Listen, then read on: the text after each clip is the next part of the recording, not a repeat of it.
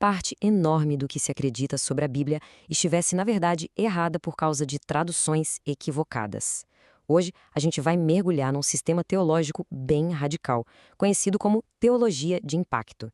Os defensores dessa linha de pensamento dizem que ela corrige séculos de interpretação errada, sabe? E que revela uma forma completamente nova de entender as Escrituras. Olha, essa frase já dá o tom da conversa, né? Ela não só admite que as ideias podem soar absurdas, como insiste que são um fato descoberto.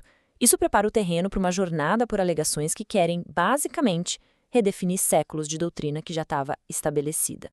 Para a gente conseguir entender essa teologia, vamos organizar a conversa em 6 pontos principais. A gente começa pelo básico. O que é isso, afinal? Depois, vamos ver como ela relê conceitos centrais, como o nascimento de Cristo e o fim do pecado. Aí partimos para as visões mais radicais sobre o Apocalipse, o papel de João Batista e, por fim, o que amarra tudo isso, a filosofia por trás. Então, vamos lá, começando pelo começo. Qual é a fundação da teologia de impacto? O subtítulo aqui já entrega uma boa pista. O que foi vivido, não apenas escrito. Vamos entender o que isso quer dizer na prática. Está aqui a ideia central, o primeiro grande princípio hermenêutico. Para a teologia de impacto, as histórias da Bíblia não são só contos com uma lição de moral. Elas são registros de vivências, ou seja, experiências reais, concretas, físicas e metafísicas. A prioridade não é o que aquilo simboliza, mas uma realidade que, segundo eles, era tão palpável para as figuras bíblicas quanto o mundo é para a gente hoje. Esses 4 pontos são como os pilares que sustentam todo o sistema. Primeiro, a alegação de que erros gravíssimos de tradução bagunçaram a mensagem original. Segundo, que personagens centrais foram completamente mal compreendidos. Terceiro, uma separação radical entre o Deus do Antigo Testamento e o do Novo. E por último, o princípio que vira a chave. Os eventos mais fantásticos, os mais difíceis de acreditar, são, na verdade, os mais verdadeiros. Muito bem, com essa base entendida, vamos ver como essa teologia funciona na prática. E não tem exemplo melhor para começar do que a história do nascimento de Cristo, um pilar da fé cristã. A diferença aqui é gritante. Não é um detalhe. Em vez de uma concepção milagrosa, como se entende tradicionalmente, a teologia de impacto propõe que Maria literalmente morreu e ressuscitou. A lógica por trás disso seria que, para Jesus nascer num corpo totalmente puro, a mãe dele precisaria passar por um processo que a livrasse da condição humana de pecado. O corpo dela se tornaria terra seca, um recipiente zerado para que nenhuma corrupção passasse adiante. Bom, se o nascimento de Cristo precisou de um evento tão extremo para evitar o pecado, o que isso revela sobre a natureza do próprio pecado? Essa releitura do começo nos leva direto para uma releitura sobre o fim do pecado.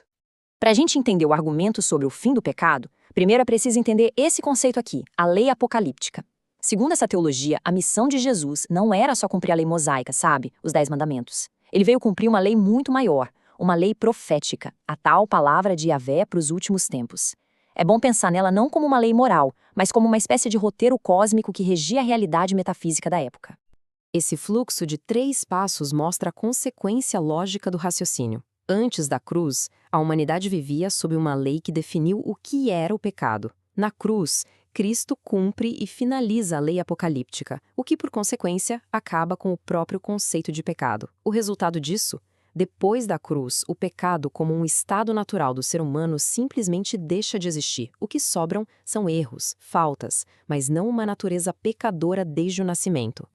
Se as ideias até a hora pareceram radicais, é bom se preparar porque talvez essa seja a mais chocante de todas. A afirmação de que o Apocalipse não é uma profecia sobre o futuro. Segundo a teologia de impacto, ele já aconteceu. Essa linha do tempo vira a escatologia tradicional de cabeça para baixo. Os terremotos da crucificação, para eles, é o cumprimento das profecias.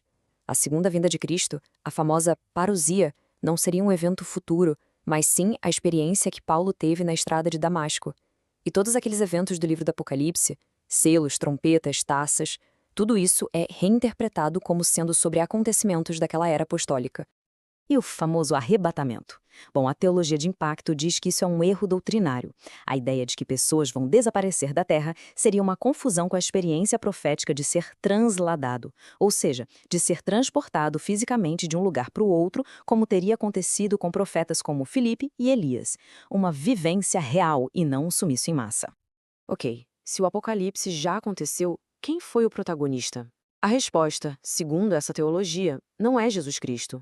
Seria uma figura que geralmente é vista como secundária, João Batista. Essa mudança é monumental. A visão de Daniel de como o filho do homem, que tradicionalmente é vista como uma das profecias mais importantes sobre Jesus, aqui é reinterpretada como uma visão do próprio João Batista já ressuscitado. Isso muda o eixo de toda a profecia do Antigo Testamento. O papel dele é totalmente redesenhado. Ele se torna o anjo mensageiro que prepara o caminho, o cavaleiro do Apocalipse e, o mais importante, alguém que já tinha ressuscitado antes de começar seu ministério. É por isso que o batismo dele não seria só simbólico, mas um ato que realmente trazia a ressurreição. Ele não é mais só um precursor, ele é o ator principal e até o autor do livro do Apocalipse. Bom, até agora vimos uma série de afirmações bem extraordinárias. Mas qual é a filosofia, a regra de interpretação que permite chegar a todas essas conclusões? Essa é a última peça do quebra-cabeça. Esta aqui é a chave mestra hermenêutica que abre todas as outras portas. A ideia de vivência. Para a teologia de impacto, as visões da Bíblia não eram sonhos nem metáforas, eram eventos reais, palpáveis. Se outras pessoas estivessem lá com Moisés no monte ou com o João em Pátimos, elas teriam visto a mesma coisa. Não era algo subjetivo na cabeça deles, mas uma realidade concreta. E essa frase resume o motor de todo o sistema. A ressurreição de Maria, o apocalipse no passado, o transporte físico de profetas. Tudo isso só fantástico, né? E segundo essa lógica, é exatamente por isso que são as verdades mais puras.